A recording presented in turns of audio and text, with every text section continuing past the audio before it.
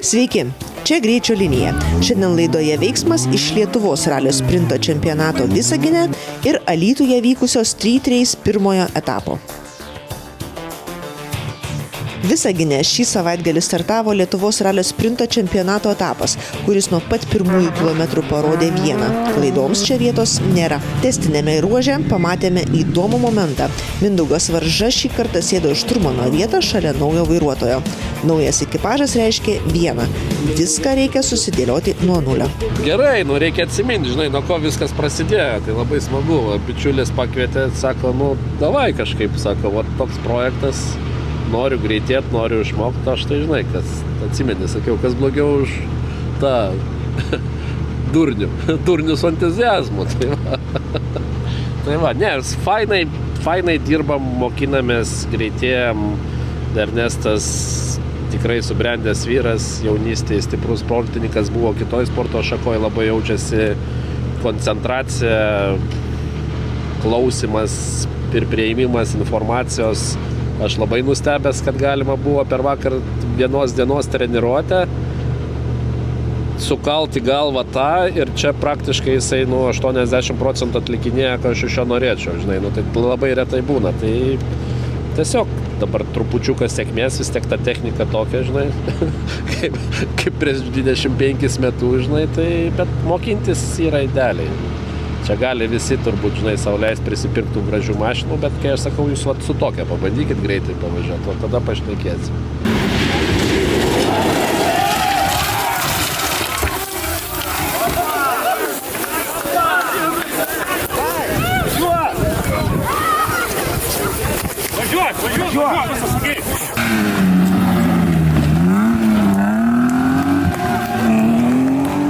V1600 klasėje debiutavo Aleksandras Zavackis.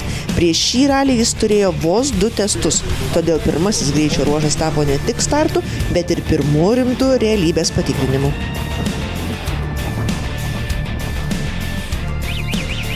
Patirties tokia, stabdžiau prieš šikaną, sumėtę, bandžiau taisyti, gerai reikėjo palit kiaurai tą šikaną, bet patirties tokia, bet dabar jau prieš šikanų stabdaus iš tolo, po lėto niekur nereiks skubėti. Bet šiaip puikus šturmanas, padėjo, viską paaiškino, puikus mechanikai, viskas sutvarkyta, tęsim toliau ir tikslas yra saugus finišas. Ir Visaginas tą realybę parodė labai greitai. Pirmasis greičio ruožas buvo techniškas, klastingas ir reikalaujantis maksimalios koncentracijos.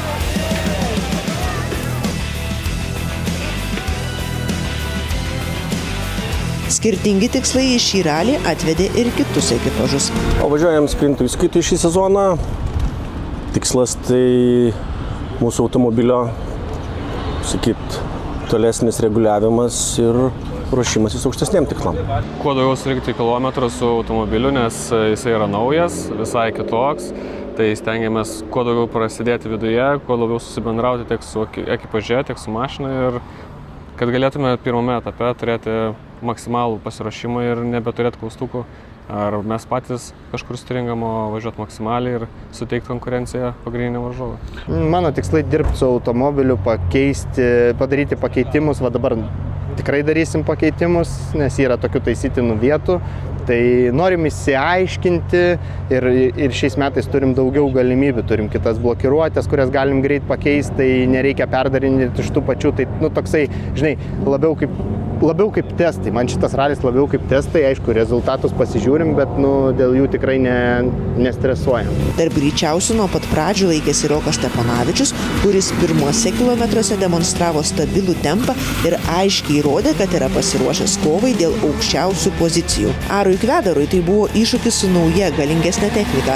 Pirmi kilometrai visada parodo, kaip greitai pavyks prisitaikyti prie naujo automobilio charakterio. Eik tu savo, tiesiog net neįtikėtina, su kuo aš anksčiau važiavau. Bandau prisiderinti su kiekvienu kilometru, vis bandau greitėti, visgi nauja technika reikalauja savų tokių indėlių.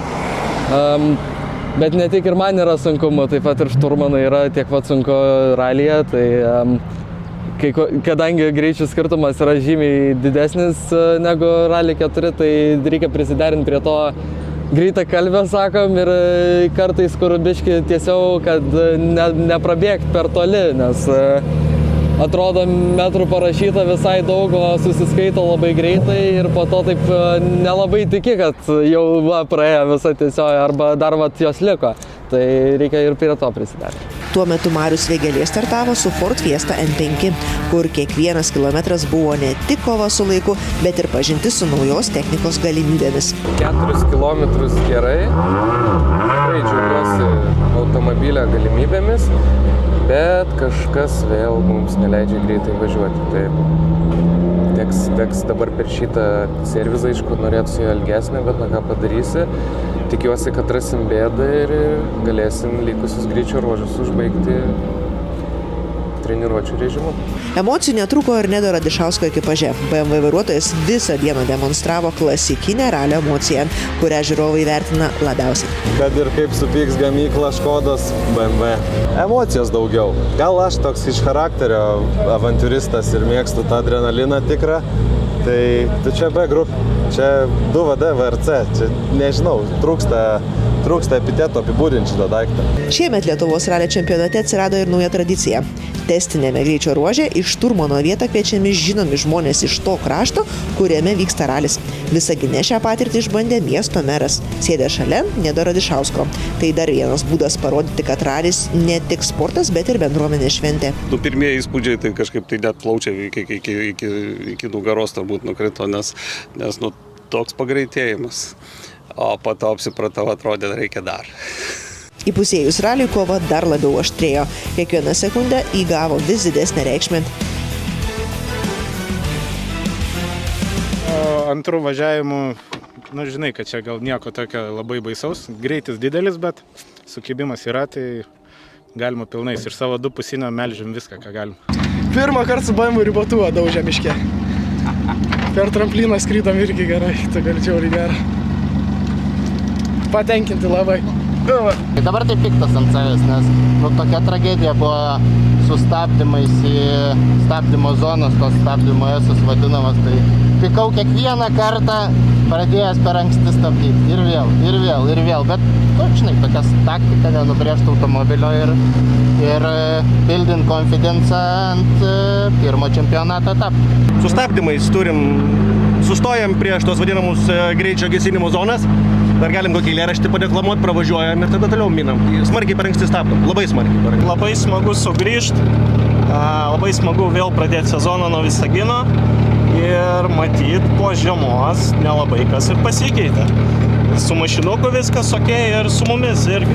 Pirmą vietą iškovojo Rokas Steponavičius ir Dovydas Ketvirtis, antri liko Deividas Gesevičius ir Evaldas Kvederis, trečią vietą užėmė Justas Tamašauskas ir Tomas Klosinskis. Tarp greičiausių šio etapo vardų ir Vytautas Švedas, patyręs lenktynininkas, vėl sėdo prie Volkswagen Polo R5 vairo, o jo tempas visą ralio metu tik augo. Važiavimai rodė, kad forma gerėja su kiekvienu greičio ruožu, o pats sportininkas jau aiškiai koncentruojasi į artėjantį Lietuvos ralio čempionato sezoną. Šiandien iš tikrųjų turbūt gavom daugiau, negu galėjom tikėtis prieš tai, nes žinau, kaip sunku buvo pirmi metrai ir pirmi kilometrai su R5 po tiek daug Mitsubishio. Tai šiemet vis tiek aš atvažiuoju su ta pačia iliuzija, kad bus žiauriai sunku. Bet šiandien matyt, kad tas mūsų tvarkingas ir tendencingai greitėjantis darbas, jisai duoda savo vaisius. Ir mes nebandom laimėti kažko tai pirmam greičio ruože, mes bandom kiekvienam posūkį kažką pasiimti sekančiam posūkiui, sekančiam greičio ruožui ir tobulinti jau iš savo patirties. Tai šiandien viskas tikrai puikiai pavyko. Daug vietų tikrai žinau, kad važiuoju greičiau negu ryte. Žinau tas vietas, kuriuose nevažiuoju greičiau ir žinau kodėl. Tai reikia dar vis tą failą trinti ir valyti, bet progresą šiandien manau, kad maks tiek, kiek galėjom padaryti, šiandien padarėm. Tai didelis pamatas mūsų sekantiems startam čempionate. Lietuvos automobilių ralio sprinto čempionatas juda toliau, o Larč sezonas startuoja gegužės 15-16 dienomis Zarasuose, kur ekipažų vėl lauks naujos sąlygos ir dar viena kova dėl sekundžių.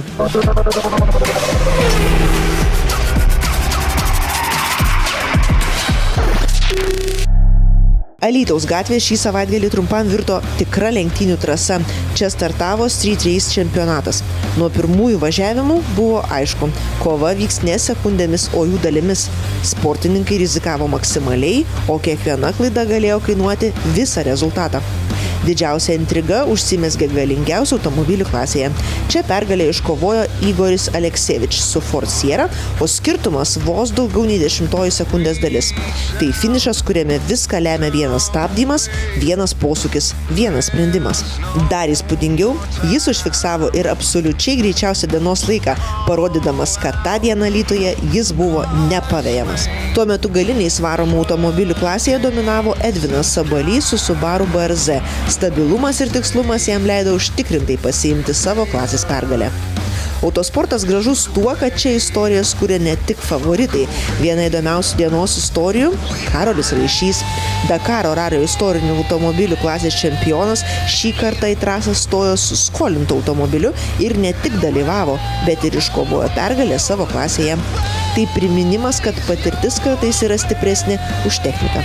Labai taip netikėtai čia atsidūriau, labai geras oras, labai gera nuotaika. Esu labai patenkintas. Man labai patiko tas formatas, kad iš vakaro yra prasivažiavimai tokie, būtent susirenka miestelėnai, čia viskas šviesom apšviesta. Toks labai maloni nuotaika. Buvo vakar, rytis man paskolino mašiną, vakar popiet, važiuoju čia į Alytų, žiūriu kažkaip netraukia, ten tas poweras keiti, garsas tik keičiasi, greitis ne. Buvau nepratęs, nes mano 61 metų Jaguaras galingesnis, tai kažkaip buvau tikrai nustebęs, kad automobilizmas tiek į priekį nepaėjo. Bet, Mazda MX-5 yra nuostabi mašina, labai malonu vairuoti, labai limpa, nereikia būti to specialistų kažkokiu. Lengva ją kaip apsirenkai prūvai, tiesiog iš karto pagauni, kame reikalas, tai šiandien pasimatau ir žiūriu, gavosi kažkas. Už viso šio renginio vairo organizatorius Lukas Jaruševičius. Žmogus, kuris rūpinasi ne tik varžybų eiga, bet ir pats stoja prie starto linijos. Tokia dviguba rolė reikalauja ne tik organizacinių gebėjimų, bet ir šalto proto trasoje.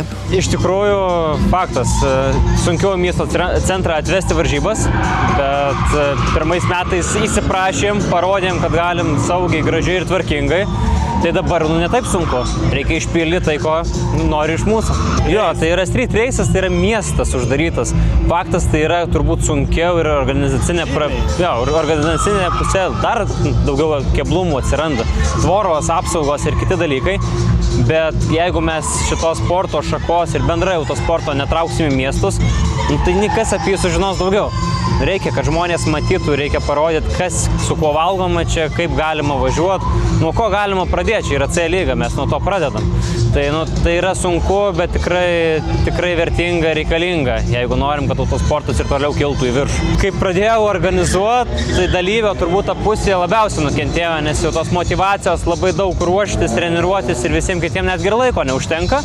Tai aš jau patikiu automobilį servisui, pasiimu į kelios dienos iki varžybų ir tikiuosi, kad tai, ką išmokau ten per 6 metus, niekur nedingo, padangos laikys ir važiuoju. Tai rezultatai kenčia, bet bent jau renginys tada geras. Į tokias varžybas pirmą kartą užsuko ir techninės komisijos narys Gediminas. Pakalbinome jį apie tai, kiek iš tikrųjų stiprus yra Street Race dalyvių parkas. Aš manau, kad visai lygis neblogas, dalyviai pasiruošę. Aišku, kadangi tai yra pirmasis renginys, tai tų žioplių klaidų tikrai yra, bet nieko tragiško. Tai iš esmės, kam gesintuvas pasibaigęs, kas šiaip kokią smulkmeną praleidęs, kam galbūt kažkokiu nuotykiu yra, bet kažko, kas būtų labai įtakotų tą važiavimą, tai tikrai ne. Tai vertinčiau teigiamai. Buvo aišku keli dalyviai, kuriuos papeikiau labiau, bet neįvardinsim, jie žino ir pasitaisys. Manau, kad lygis tikrai geras. Kitų klasių kovos taip pat buvo negailestingos. Skirtumai minimalūs, klaidų kaina milžiniška, o finiše emocijos, kurios kartais stipresnės už pačius rezultatus. Labai smagios kovos, bet smagiausia, kad smagios kovos su gera nuotaika. Tokios labai sveikos kovos, labai tokios visi su gera nuotaika. Laukia viens kito prie finišo, kaip kam sekėsi, toks man tai tas balansas tarp įtemptos kovos trasui ir iš karto geros nuotaikos už jos yra kažkas nuostabaus. Nereikia persitempti, toks tada ir rezultatai geresni gaunasi. Ir nors tai tik sezono pradžia, viena aišku, jau dabar. Šių metų Street Race čempionato kiekvienas etapas bus tarsi atskiras finalas. Tai buvo Greičio linija. Susitiksime kitose varžybose, kur viską ir vėl lems ne teorija, o laikrodis.